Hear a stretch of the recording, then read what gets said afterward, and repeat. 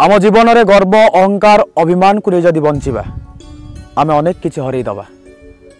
आम भल विचार द्वारा व्यवहार द्वारा संस्कार द्वारा भल कर्म द्वारा विनम्रता पूर्वक जीवन को जीवा द्वारा आम जीवन में अनेक किछि पाई परिबा, अनेक किछि जीति परिबा, अनेक कथा आम जीवन में आपणी परिबा। आमे दी हाथ को बल प्रयोग पूर्वक व्यवहार करी 5 जन को अटकई पारिबानी, 5 जन को अख्तियार करि पारिबानी, 5 जन सहित लड़ई करि पारिबानी, किंतु दी हाथ जोड़ी दे आमे 50 जन को हृदय को जीति पारिबा।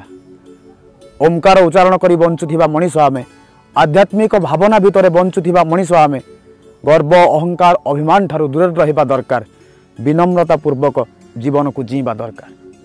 आमे गभीर भाव टिके चिंता करिबा तो टिके भाबिबा तो आमर निजर कहीं नाई, आम जीवन को आमे बुझी जीवा तो आमर पर भी कहीं नाई। ए जीवन एक रंगभूमि, ए जीवन रंगभूमि को गर्व अहंकार अभिमान द्वारा बशवर्ती है आमे रणभूमि न करिबा दरकार। जोटी गर्व अहंकार अभिमान रो साम्राज्य थाए सेठी विनाशर समय पाखई आसे। जदि अहंकार को खत्म करिदबा, घमंड को खंड खंड करिदबा, अभिमान रो चादर को उतारिकी फोपाड़ी दबा, नम्रतार नदी रे बुड़ मारिबा, विनम्रता पूर्वक जीवन को जीवा, आम जीवन में उन्नतिर रास्ता खोली जीव, विकास वर्षा आरंभ हो। तेणु बंधु गर्व अहंकार अभिमान को कहीं नहीं बंचिबा, गर्व अहंकार अभिमान को परित्याग करिबा। आमे अहंकार नुह संस्कार को नहीं बंचिबा। जड़े सेठपति थिले जहाँकर अचलाचल धन संपत्ति थिला, से धन संपत्ति पाई तांको मन भितर अनेक गर्व थिला, अहंकार थिला, अभिमान थिला। थरे जड़े सन्थ को तांको घर को निमंत्रण कले। सन्थ आसिबा क्षणी सेठपति जन कहले ए 2 किलोमीटर दूर जो कारखाना अच्छी से कारखानाटा मोर, ए पाखापाखि जो फार्म हाउस देखुन से फार्म हाउसटा मोर, घर आगे 10 खंड गाड़ी थुआ से गाड़ी मोर, मुझे अनेक किछि करिछि। तांको जीवन में जेते जहाँ कर सबू कथा गपी चलिए सन्थ पाखे सेठपति जनक। सन्थ ना विचलित होते, सन्थ ना आश्चर्य होते, ना किसी प्रतिक्रिया दौले। सेठपति जनक कहते मने मने भावुले जे मु एते मो बड़ीमा देखा ये किसी भी कहूना। किसी समय बुलाबुली कलापर सन्थ जन को खाइबा को डकागला। सन्थ खाइबा को आसिले, जेतेबेले खाई बसिले सेतेबेले कहले तुम घरे तो सबू अच्छी, छोट पिला पाठ पढ़ुथिबे, तुम घरे ग्लोब थिबो, गोटे ग्लोब नहीं कि आस तापर मु खाइबी। सन्थ पाखक छोट छुआ जड़े ग्लोब नहीं कि आसिला। सन्थ जन कहले ए ग्लोब भितर एशिया महादेश कौटी अच्छी देखा। छुआटी कहला एतिक जगह एशिया महादेश अच्छी। पुणी सन्थ कहले ग्लोब भितर भारत कौटी अच्छी देखा, ना यही जगह भारत अच्छी। ओडिशा कौटी देखा, ना एतिक जगह ओडिशा अच्छी। भुवनेश्वर कौटी अच्छी देखा, ना एतिक जगह भुवनेश्वर अच्छी। तो जेज कारखानाटा कौटी अच्छी देखा। कहला कंपास मु न पाउनी। आमर 5टा गाड़ी को नहीं अहंकार, 10टा घर को नहीं अहंकार, किसी धन संपत्ति को नहीं आमर अहंकार। आम पाखे घर रहू, घर अहंकार न रहू, आम पाखे धन रहू, धनर अभिमान न रहू, ताहा आम बड़ कथा हम। ए जीवन आमको गर्व अहंकार अभिमान करी बंचिबा को मिली नाही, खाली पैसा रोजगार करी बंचिबा को मिली नाही, अन्य को खुशी बांटिबा को मिली, निजे खुशी रे रहिबा को मिली। आसंतु निजे भलरे बंचिबा, निजे खुशी हवा, अन्य को खुशी बांटिबा, निजे भलरे रहिबा, अन्य जने भलरे केमिति रहिबा ता पई चिंता करिबा। आमे गर्व अहंकार अभिमान रु दूरे रही संस्कार पूर्ण जीवन जीवा को चेष्टा करिबा, विनम्रता पूर्वक जीवन को जीवा को चेष्टा करिबा। आसंतु आमे गर्व अहंकार अभिमान को परित्याग करी विनम्रता पूर्वक जीवन जीवा को चेष्टा करिबा। आमे विनम्रता पूर्वक जीवन को जीवा कि न जीवा, आमे गर्व अहंकार करिकि जीवा कि भल मनीषटी होई बंचिबा को चेष्टा करिबा, से निर्णय होचे आमर। कारण गर्व आमर, जीवन आमर, दायित्व आमर। गोटे व्यंग कवि सम्मेलन चली था। कवि माने कविता आवृत्ति कला बेले दर्शक माने खुशी होउथांती, आनंदित होउथांती, किंतु जड़े दर्शक खुशी हो नथिला। सी नीरव होइकि चुपचाप बसिथिला।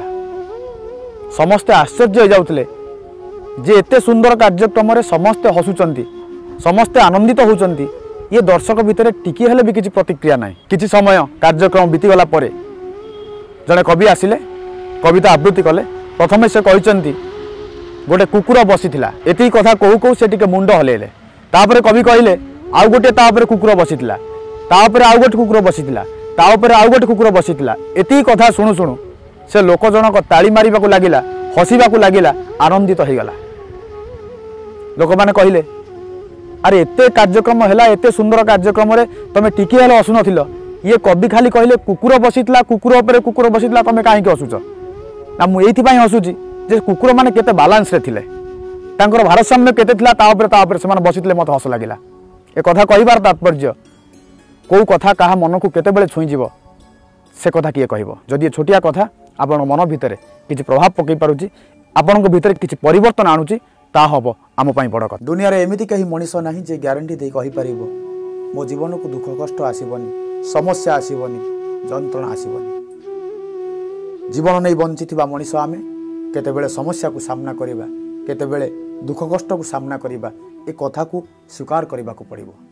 किंतु ए दुख बेले कष्ट बेले खराब परिस्थिति रे आमे गोटे कथा देखा पाइबा। आम दुख समय रे आमे कष्ट समय रे आमे गोटे कथा देखा पाती से कथा होची जेतेबेले आम जीवन को खराब परिस्थिति आसे सेतेबेले जो लोक माने आम सहित फालतू रे थांती से माने अलविदा हो जाती। तेणु बंधु जीवन में तोफान आसवा निहाती दरकार, जीवन में कष्ट आसवा निहाती दरकार, खराब परिस्थिति आसवा निहाती दरकार। से समय रे जना पड़ जाए किए आम हाथ धरुची आउ किए आम हाथ छाड़ुची। दुखद परिस्थिति रे आम सहित किए रोची किए आमको छाड़ी चली जाऊँगी से कथा सेतेबेले ही जना पड़ जाए। संध्या सूर्य को अस्त शिखाए, अग्नि दीप को जलिबा शिखाए, धरित्री सहनशीलता शिखाए। खराब परिस्थिति आमको कष्ट तो हुए किंतु से खराब परिस्थितिर कष्ट आमको चलवा शिखाए। समस्ते कहती दुखटा खराब जितेबाला आसे कंदे की जाए, समस्ते कथा कहती जे दुखटा खराब जितेबाला आसे कंदे की जाए, किंतु वास्तव में दुखटा बहुत भल, खराब परिस्थितिटा बहुत भल जितेबाला आसे किसी शिखे की जाए। खराब अवस्था रे खराब परिस्थिति रे आमे बहुत किसी शिखा पाती, से शिक्षा को आम जीवन रे आमे लगेबा दरकार। दुनिया रे दुई प्रकार लोगों को आमे देखा पाती, आम आखपाखे आमे दुई प्रकार लोगों को देखा पाती। गोटे प्रकार लोक सी जे मौका देखी आमको छाड़ी पलाती, आउ गोटे प्रकार लोक सी जे मौका देखी आमको सहयोग करती, आमको साहाय्य करती, आमको सहयोग हाथ बढ़ाती। ये दुई प्रकार लोक खराब परिस्थिति रे कष्ट समय तांको परिचय दे थांती। तेणु खराब परिस्थिति रे किए आपणार किए पर एक कथा जना पड़ जाए कि आमर निजर कि आम ठारू निजर ही पर से कथा खराब परिस्थिति जना पड़ जाए। तेणु जो परिस्थिति जो कष्टकर समय आम जीवन में आसूची से परिस्थिति रे आसंतु आम जीवन में किसी शिखा चेष्टा करवा। से खराब परिस्थिति आमको कौन शिक्षा दौची से परिस्थिति शिखा जीवन को सरस आ सुंदर करवा। आपण खराब परिस्थिति किसी शिक्षा ग्रहण करंतु, दुख कष्ट भितर जीवन को निर्माण करंतु ए कामना करने सहित पुणी आउ थे आउ एक नुआ कथा सहित जोड़ी हबार प्रतिश्रुति सह आज रोची विनोद बिहारी।